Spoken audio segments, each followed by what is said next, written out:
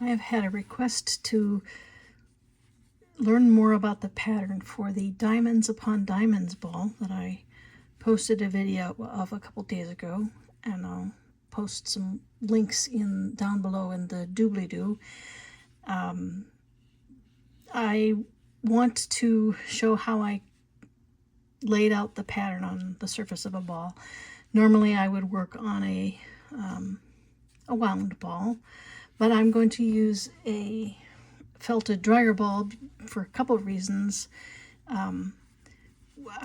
Mostly because I think that the pattern is a little more intricate than it would be more difficult for me to lay it out on a wound ball, because I'm going to use a pen to draw on the surface of this felted ball. This is not perfectly round. It's a little lumpy, so I'm going to have to make do and try to balance the lumps and the flat places. So we'll see. And the first thing I need to do is draw my first basic line. And since the ball is a little lumpy, before I draw the line, I'm going to just use a rubber band. And that way I can, stretch it and move it and try to guess where the center line should go. Now I think I've got it in place where I want it. So I'm going to, this rubber band is the thinnest one I could find, so I'm going to try and just keep close to this line. And maybe just go a little bit underneath it. I'm kind of sneaking underneath it. Trying not to move it, migrate it anywhere. Just trying to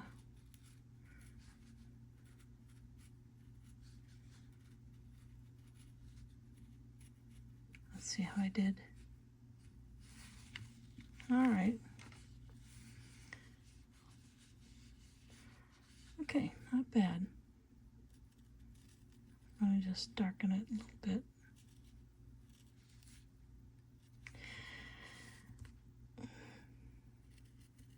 Also, kind of hard to do this looking through the lens of my phone. I've got my phone on a little tripod, so it's not exactly easy for me to see what I'm doing. Okay, that's pretty good. So now the pattern that I made kind of resembled a snowflake in the poles, in the north and the south pole of the ball, and that's because I chose to lay this out in sixths, in 6 orange slices or 6 wedges. So next I'm going to try and lay this rubber band, bisecting the sphere in, well, we're going to go in thirds here, right? Got out of the rubber band. There you go. So 3 lines.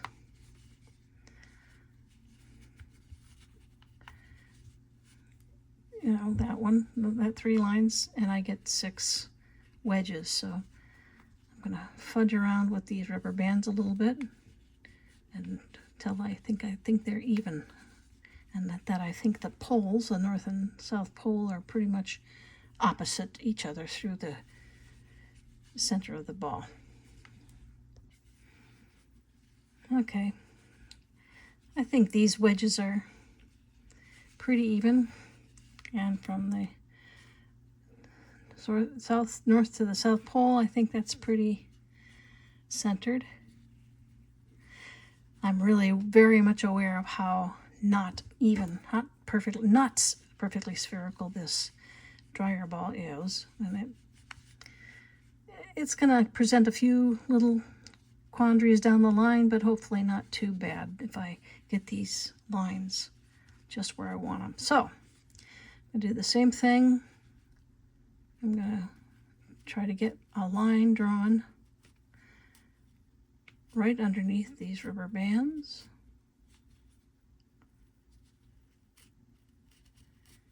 And hopefully it will be good enough.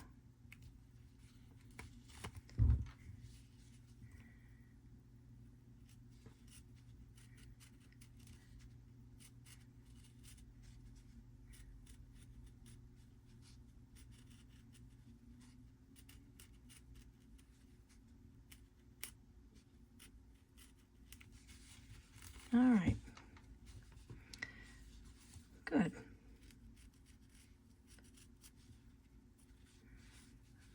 I think this will do.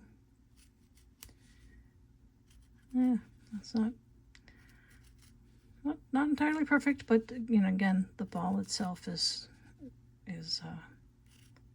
not really even. We'll just have to make do.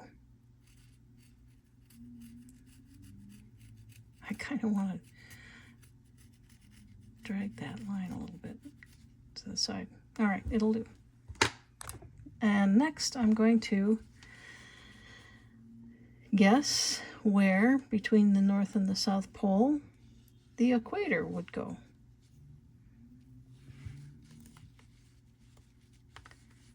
So let's put that rubber band around there. And then I'll fuss with this line until I think it's in the right place. Be right back. Okay, good enough. I'm going to now make the equator.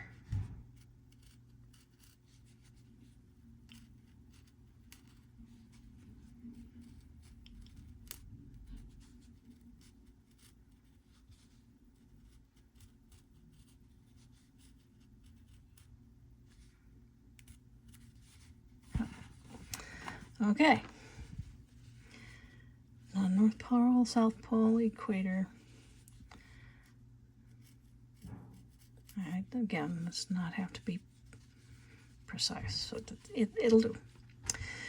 What I did with that first ball was I basically went through and I took this line segment right here and I divided it into 3. I think that might be, these two might be the, I'll do that here too.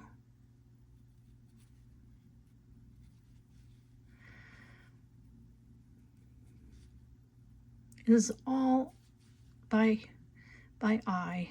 I'm not measuring anything.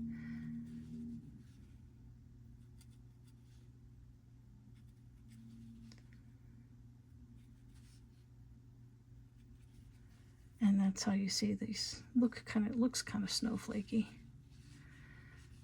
And we'll do the same on the other side.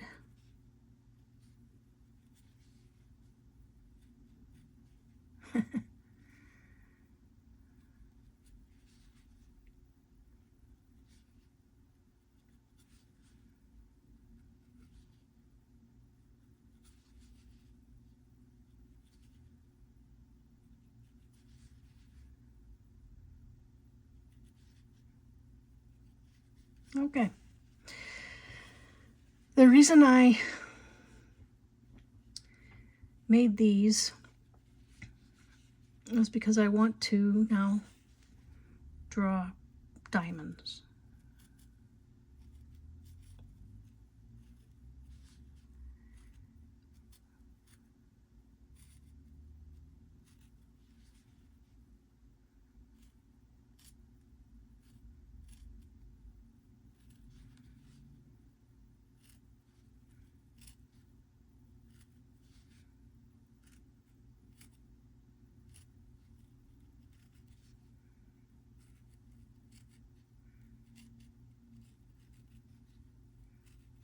All approximate, of course.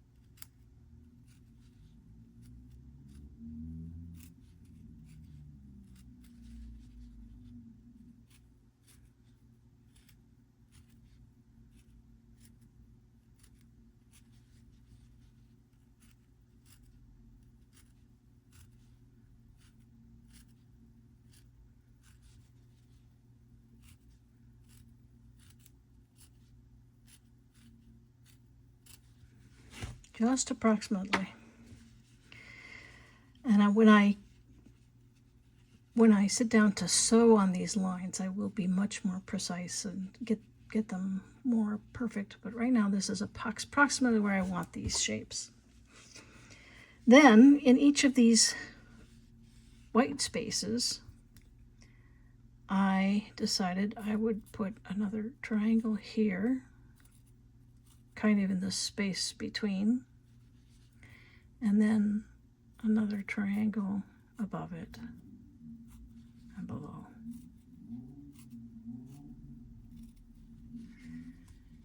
So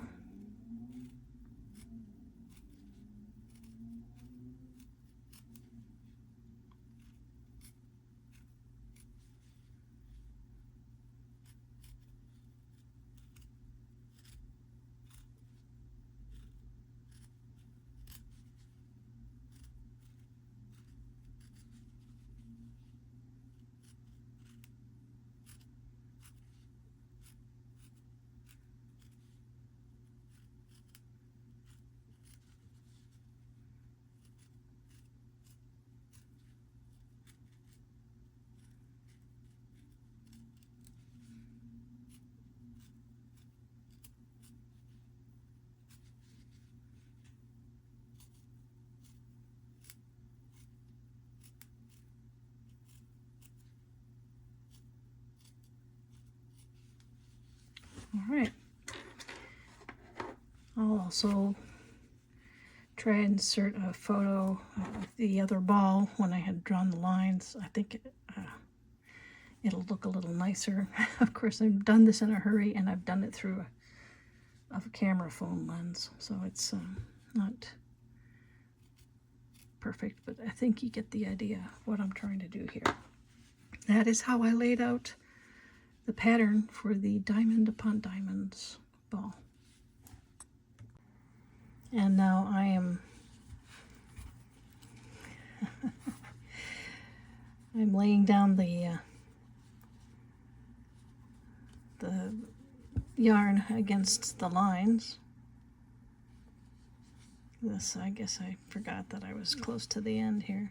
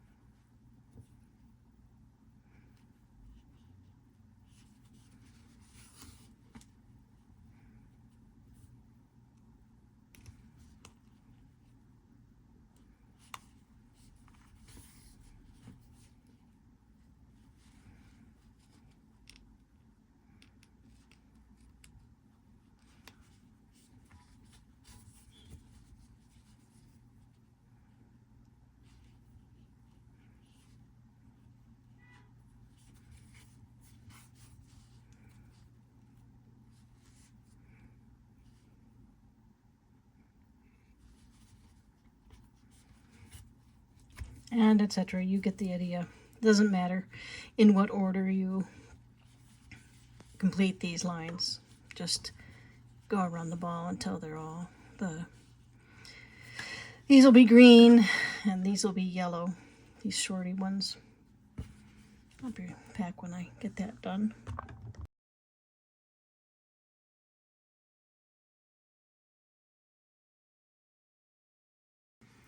All right, I've covered all my inked lines with yarn lines in the colors that I want to sew on them.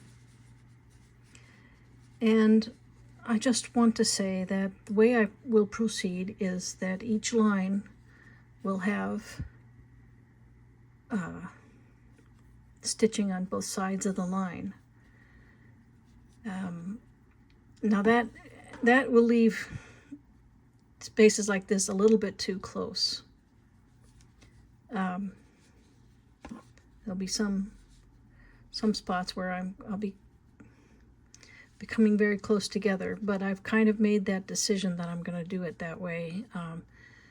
The background will be white or a light gray, actually, so I'll just have to try to make sure that I leave enough space, that I make my lines tight enough, yellow and green, that there will be just enough space for the white or the gray color in between.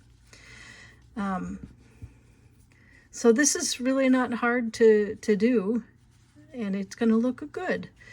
It's just a matter of the geometry, spacing out the geometry, laying the lines down, even though the ball itself is not perfectly spherical. It's just a matter of taking care and keeping the stitches tightly onto the line.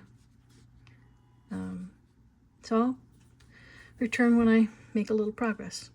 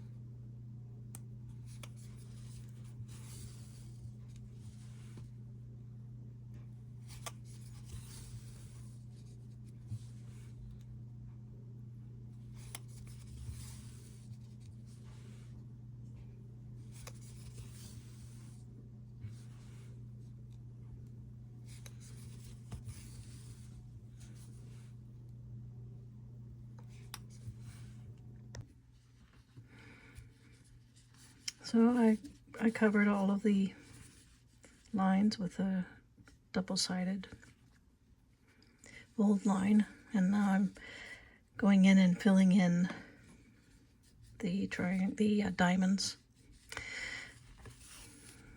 with various colors. Then once I've filled in all the diamonds, I will go through all these spaces around, and they will be this light gray color. I think if I did white, it would just be too bright and bold. I want it to be a little bit more subtle. So I'm gonna, that's the process. I'll show you at another stage what I'm doing, but that's basically what I'm going to do. On the yellow sets of diamonds, I did a light yellow inside and a slightly orangey color. Here I'm doing a light green, medium green, and a darker green inside these triangles, and then I'll go dark, medium, and light again on the other side.